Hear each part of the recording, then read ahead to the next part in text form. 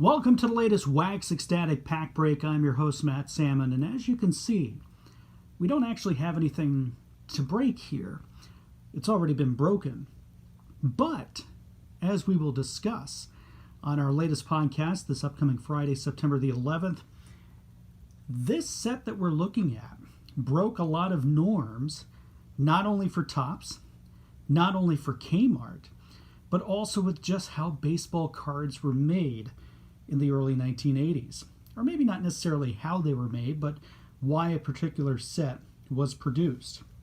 We are talking about the 1982 Topps Kmart 20th Anniversary MVP Series. Now, while this set broke a lot of norms for the collecting hobby, a lot of collectors these days see it as a broken set, which is rather unfortunate, as we'll discuss, because this set alone, yes, it was produced en masse. Yes, there's a lot of them around today. Yes, there's really not a whole lot of monetary value to them, even though they are approaching the 40-year-old stage of life. Still, this was instrumental to a lot of young collectors, not just in 1982, but I'd say for about the next 10 to 15 years before the internet became what it is today, when this was a great way to be introduced to the hobby, to the sport, and also get a nice little history lesson on the hobby and the sport. And because these were produced en masse, this is something that you could get just for quite literally a couple of dollars. I think the manufacturing retail price was $2.97. So for mere pocket change, for just a little bit of your allowance, you could get this 44 card collection. And if you couldn't afford a 62 Topps Mickey Mantle, well, here you go. That was your 62 Topps Mickey Mantle card. Now, we'll get into the particulars of the set and why it worked and how there is actually a parallel line separating Topps and baseball cards and the rise and downfall of Kmart. Fortunately, the hobby did not succumb to what has happened to Kmart over the last 20 years or so. Kmart, by the way, is still around, albeit barely. And there are some precautionary tales about how getting too comfy, too cozy with old techniques can be detrimental to a business, or in this case, the hobby of baseball cards. Kmart found out the hard way when it would eventually get pummeled by Walmart. And of course, Walmart is trying to sort out the new consumer world here 30 years after it overtook the crown from Kmart for retail shopping plazas. But let's get into the set here. You're going to see here not just a very influential set, but you're also going to see some shoddy show prep on my part. And like Danny Lemieux says in Slapshot, I feel shame. Because as somebody who has been in the broadcasting business for 25 years, I pride myself on show prep. I pride myself on having everything together before the show starts.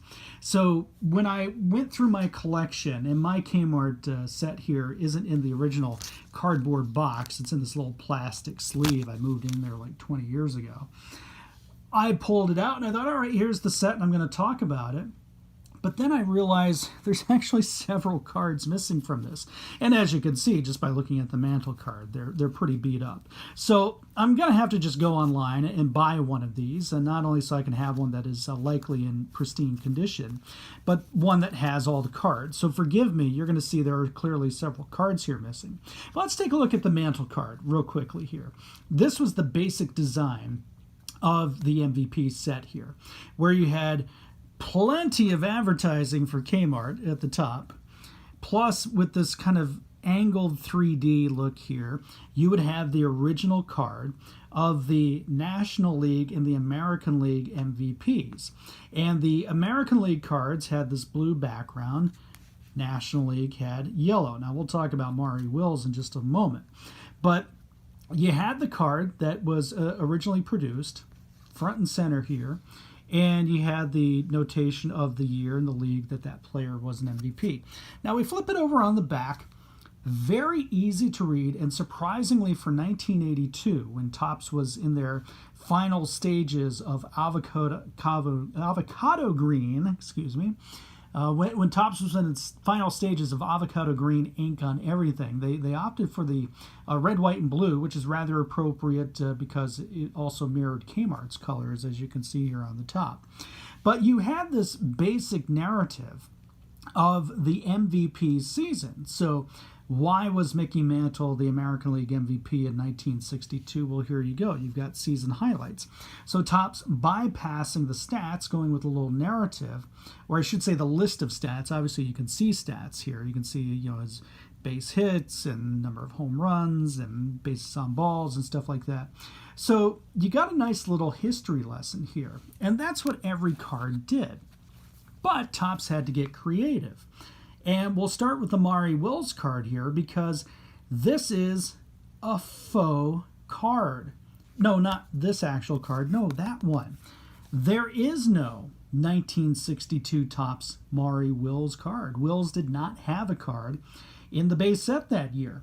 So in order to honor Maury Wills in this set, Topps basically had to create a Maury Wills card.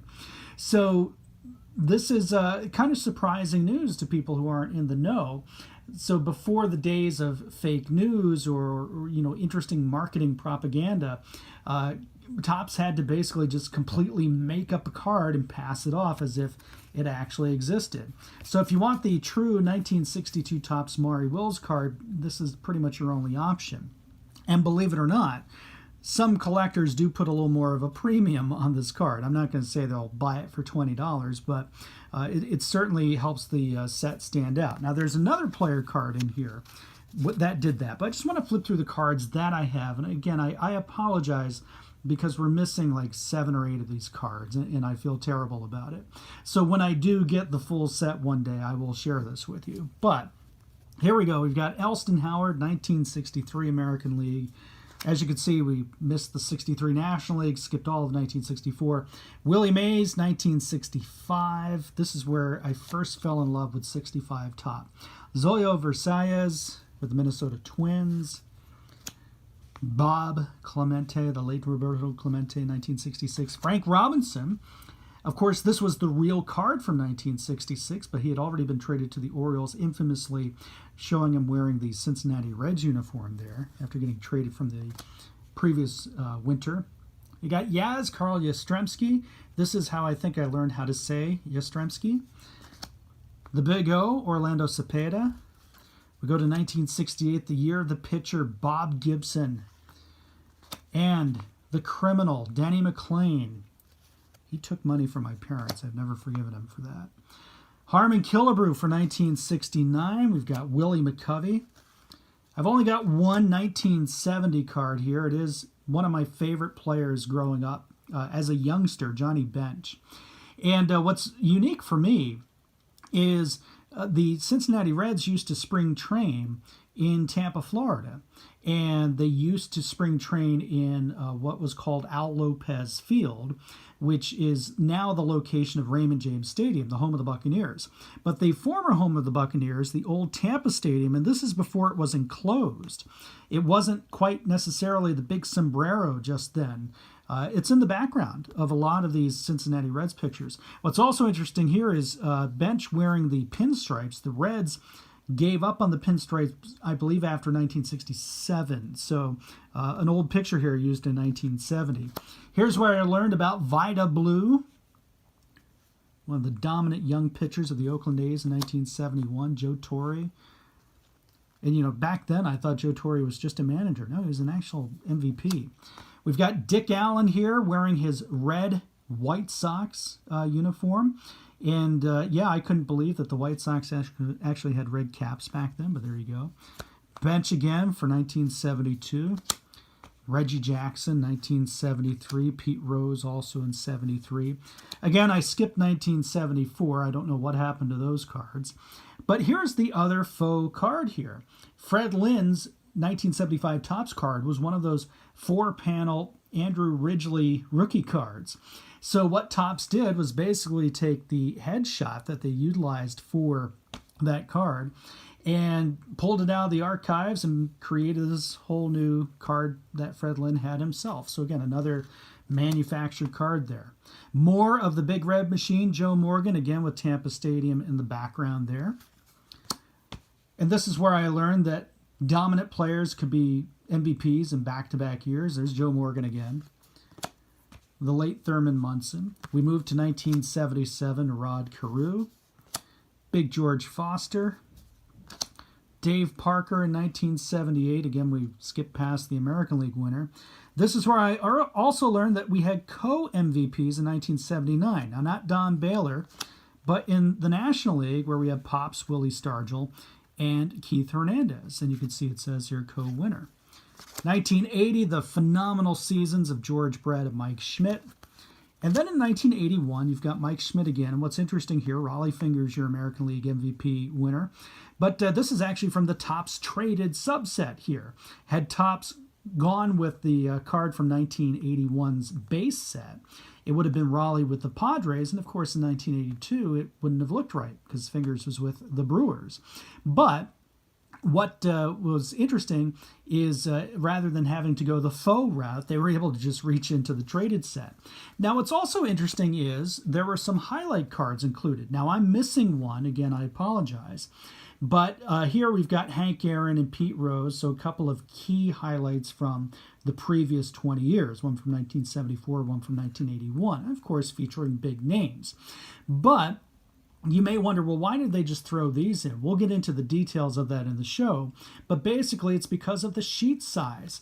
Had Topps just gone with the MVP cards, they would have stopped at card number 41, which would have been Mike Schmidt.